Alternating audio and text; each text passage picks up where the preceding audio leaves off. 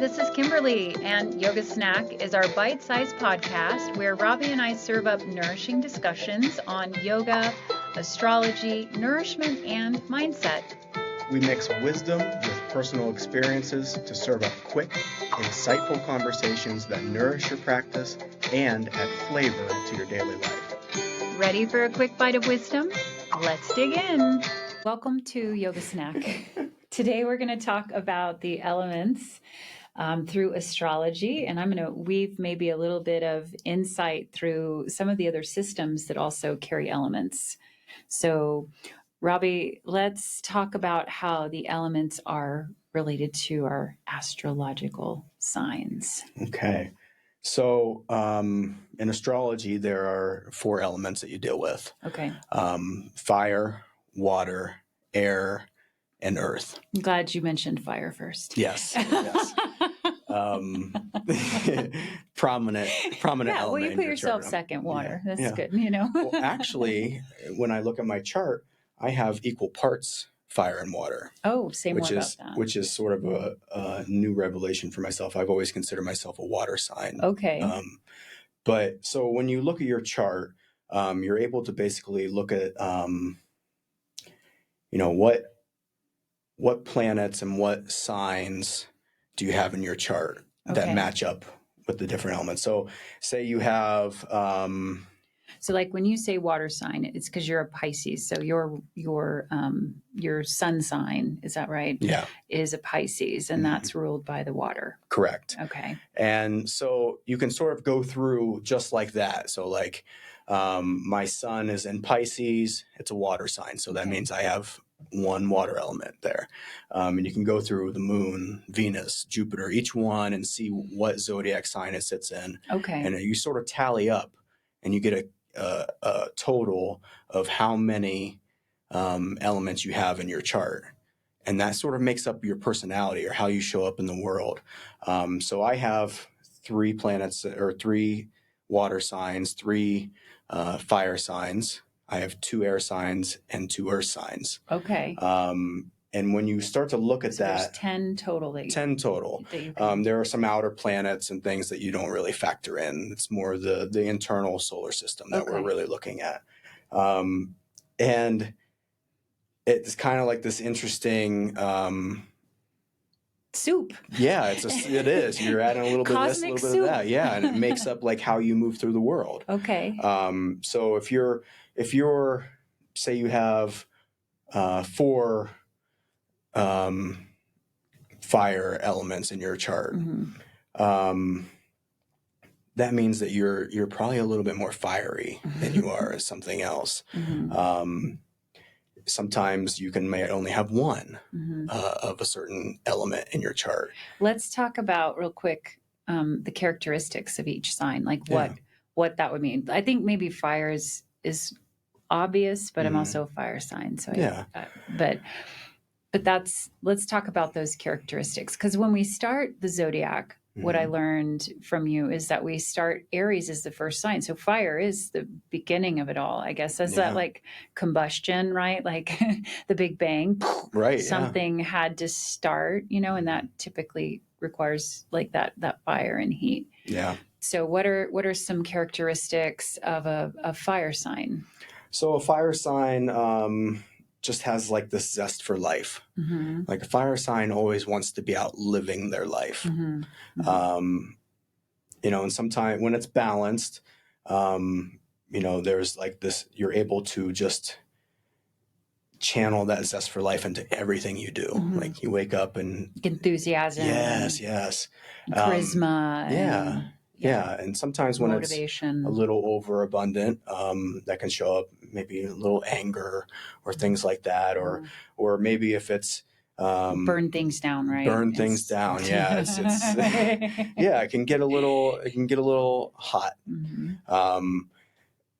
Likewise, if it's a little lower, maybe, when you came into this world, whoever gave you or whatever gave you all these elements that made up who you were, maybe they're like, this person has enough fire. They've lived this fire maybe in another life, or if you believe in that kind of thing, like they've already had this experience and they've learned the lesson, so they don't need any more of that. So they tap it out a little bit. Yeah. So it's kind of like these are the lessons, and these are sort of that lens that you're looking through. Okay. So yeah, fire is that zest for living. Okay. I think that's how I like to think about it. And then the next element is? There's water. I don't know if it's the next element, but it's the next one that I'll go into. And water is, I like to think, if I could put one word to it, it's emotions. Like if you're easy to cry, you might be a water sign. You may have a decent amount of water in your chart. Yeah.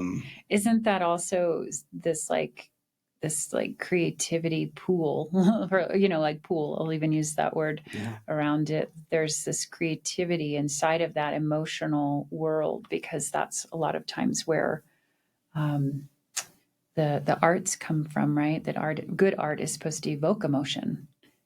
So right. Yeah. So it's that creativity, it's that flowing of emotions. Water sign, I think, is also correlating with stillness. If we think about even your life, you spend about 9 months in gestation. Oh, suspended. Yeah, and so you're essentially, this is like the water part of your life.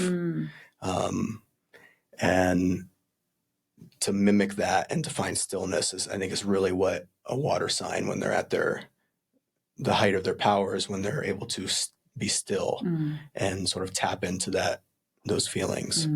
And then next we have the earth sign. Earth sign, okay. Earth sign, the word that comes to me is all about practicality. You're kind of goal-oriented, an earth sign. Grounded, earthly, stable, obviously. Yeah, stable. Yeah. I think an earth sign wants to show up solid and stable, like you said. And it's just like this stability.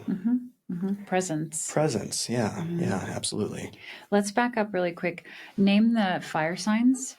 So fire signs are Aries, Leo, and Sagittarius. Okay. Yeah. And then water signs are? Water signs are Pisces. Okay. Cancer, and Scorpio. I know, I always forget Scorpio. Yeah. Is water. And then earth is? Earth is, we have Taurus. Okay. Capricorn, and... Is it Virgo? Virgo, yes. Yeah. I don't know why I hesitated on that. I'm a Virgo rising. Come on, get it right. And then... You weren't grounded. Right, yeah. You had my earth. feet flat on the floor here. And then there's also the air sign. And what is it? Air sign is Gemini. Okay. Air sign is Aquarius. And also... Is it Libra? Libra, yes. Okay. I'm forgetting all the ones that I am. That's funny. I don't know why. You're falling into forgetfulness. Yeah. Like, who am I? Right. And I think that's a good point, because these elements, once you start to map out, it kind of like gives you this sort of this framework about like who you are and how you're showing up in this world. How to work with it. And how to work with it, yes. Say more about the air sign. What are just some characteristics? So air sign is, it's all about like your mental power, like ideas. It's also about voicing those ideas, using your voice. Air sign moves quickly. I think we touched on this previously when we were talking about astrology, but air sign is, the air always comes from different directions. It's hard to predict. And that's kind of the energy of an air sign. An air sign, they can talk a lot sometimes. But like sort of the high road aspect of an air sign is that when you're talking, it's of substance. Sometimes when maybe the low road of an air sign is that a lot of words come out, but they don't really have a lot of substance behind them. So I think when we start to balance and start to look at what makes us up and how we want to show up in the world, I think we can sort of steer that a bit, how we want to show up, and air signs specifically. Yeah. Yeah. So I like that, the whole map thing, because that's, I think, what so many systems have offered, ancient traditions, ancient systems. And whenever I teach, because I'll sometimes teach with the lens of Chinese medicine, and we talk about elements, which are completely different than the elements in tantric yoga or in Ayurveda, and not completely different, but when I was being taught the Chinese medicine system, and elements and things like that, it was so important when my teacher said, stop trying to cross overlap these things. Like, you will see some things that make sense, or you'll see kind of some patterns inside of this. But if you're going to look at it, right, really to study it and to learn it as its own system, and then it's okay to see, beyond that where it cross overlaps. But if you're trying to like study it and cross overlap it at the same time, it just gets really disorienting, because we get kind of confused, because there's 5 elements in Chinese medicine. And, there's 5 elements in the chakra system. We get to the 5th element, and then there's no more elements related. So yeah, I think having just some clarity and understanding, but all of these systems, we're trying to answer a question at some level, right? And it's like, what was the question they were trying to answer is how their system began to develop and form. And at the end of the day, I think most of it's just self-knowledge, right? We wanted to understand ourselves. We want to learn how to qualify it. But I think if you look really, really closely at all of the systems, there was probably a specific question that they were really looking at closely, and that's how they started to come up with this. And I think there's some beauty in that, because some things are going to make more sense to you, right, when you're studying it or you're trying to understand yourself. I've even studied the Enneagram system, and there's so many things that are saying such similar things. So I'll give you, I'll give an example. Like, so I'm a fire sign, but in the Chinese medicine system, I was born in the year of the tiger, but my element is wood, and wood is associated with the emotion anger. And the other thing, like, you look at like, wow, like fire signs, that's, kind of quick, high energy, can burn things down. And so in the Enneagram, I am an 8, and I'm in what's called the anger triad. No. And so, even inside of all of these systems, and the Enneagram, if those of you don't know, it's a system of 9 different ways of seeing the world, just like having these signs. And it's not something that's necessarily malleable. It's like, this is the way you came. You see the world like this. You were born under these stars, or you were born under that year. And that there's these qualities. And sometimes we can get like bogged down by that, and really over-identify with stuff, and it like shuts us down.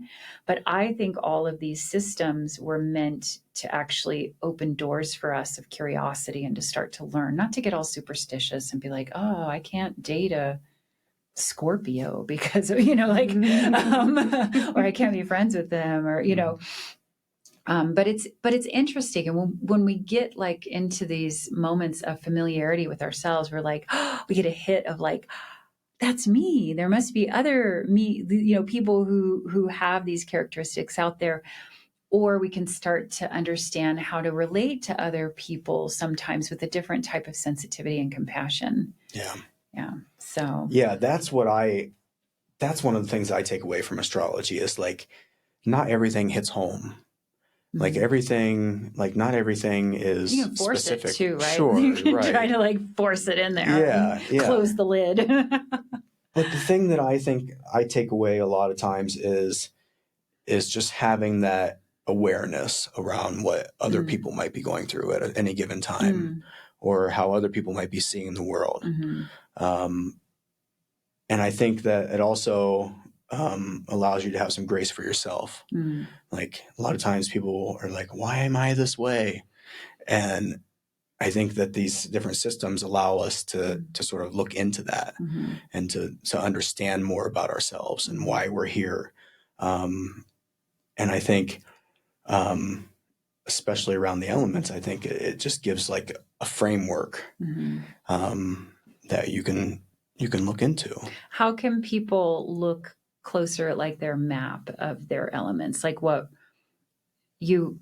I'm sure that there's some online resources that you can put in your birthday and all of that. But what are you, because like I know my rising sign, my moon sign, and I know my sun sign. Yeah. But beyond that, I don't know where any of my other placement is. Do you have any resources or anything that you like? A book perhaps, or let's see here. I use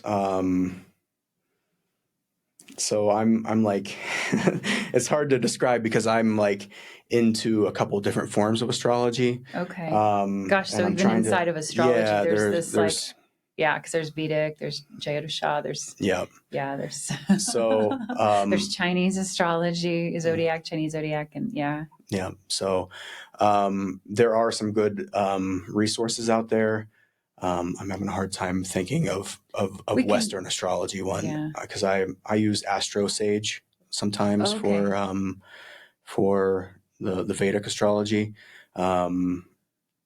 I tend to kind of lean towards the Vedic astrology too. But it's, again, I don't know, going way back to our flavor episode, right? Like, what's your flavor? It's like, thank goodness there's all of these systems out there that we can kind of reach towards and connect with, because one of them is maybe going to help us just understand ourselves, or it's going to lead us towards something else where we can unpack. Because when we're not curious about ourselves, I think we've really limited ourselves. And it's not to like define it and compact ourselves into just like, I'm a Leo and these are the only things that Leos do. And, but that it's really about like, can you emphasize and study yourself? And that's actually one of the niyamas in yoga, is self-study. And it's like, what method are you using to study yourself? And self-development, I think, should be happening consistently, in our lives. And sometimes we're just like reaching for so many things that it's like we're taking from this and picking from that. And that might be okay.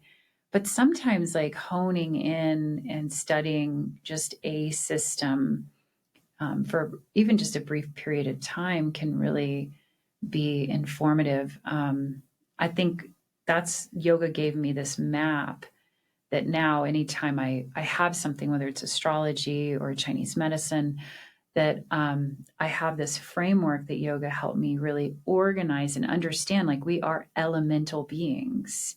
We're not separate than the earth that we're standing on, because the earth in our bones is the same minerals as the earth minerals.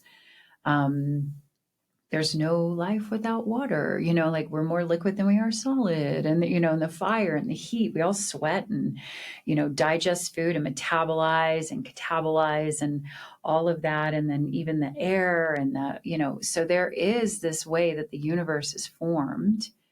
And these traditions can give us this insight into how it is that we're put together. Like we said, cosmic soup, like my soup has these ingredients, and how interesting when you stir it up and you mix it up, that this is the dish that's being served, this table setting, like this time around, or if you believe in reincarnation or whatever.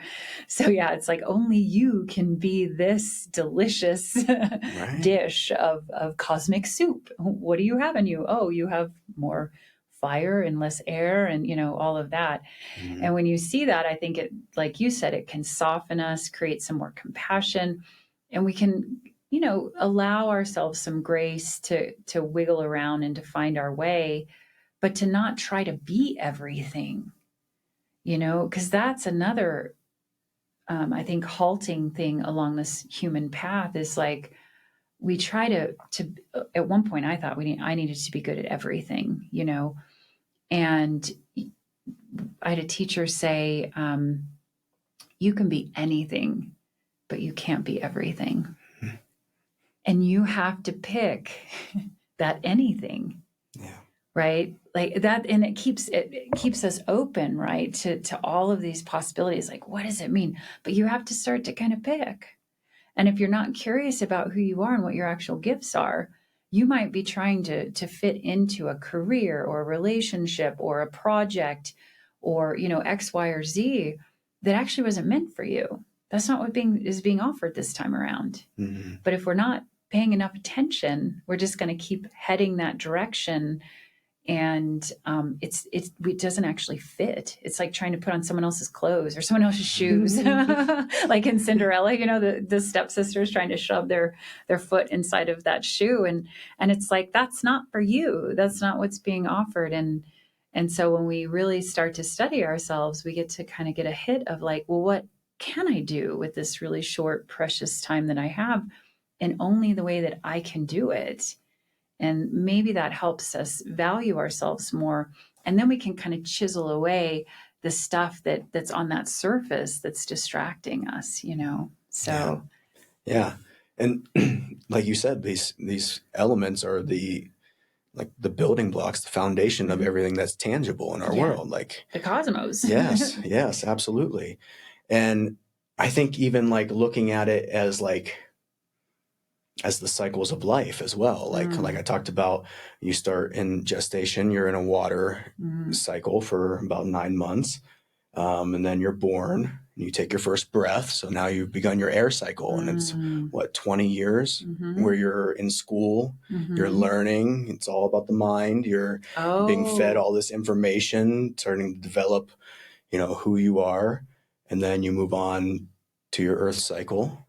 And it's all about the practicality. You get a job, maybe you get a partner, have kids, buy a house, all these things that are very practical and earthly to us. You define yourself. Yeah. Right? Earth is very definable. Like I can hold I can hold a rock. This is who I am. And then you move on to the fire, and that's like retirement. And you get to enjoy the zest and all your hard work and all that practicality you put in. You finally get to, at least in our culture, that's when you get to do it. Right. I think and sometimes in between, there's those little, like, probably mini cycles inside of the big cycles. Each day, you start, I don't know, at least me, I get up out of bed, I head to the bathroom, the water closet, and you start your water cycle. You brush your teeth, you use the restroom, take a drink of water, you start hydrating, and then your air starts. And you're like, okay, what do I have for today? Your mind starts going, what's going on today? And then it's all about getting those things done. It's that practicality, earth sign. So there's like mini cycles inside of the grand cycles. Absolutely, yeah. And then the evening, it's your fire. You decompress from the day.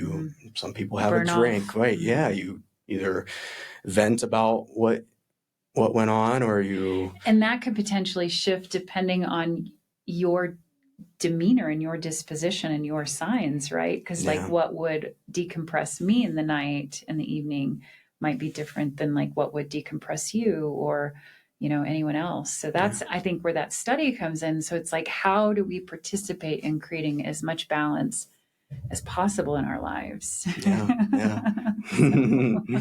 That's the trick, because it changes as we age. Wow.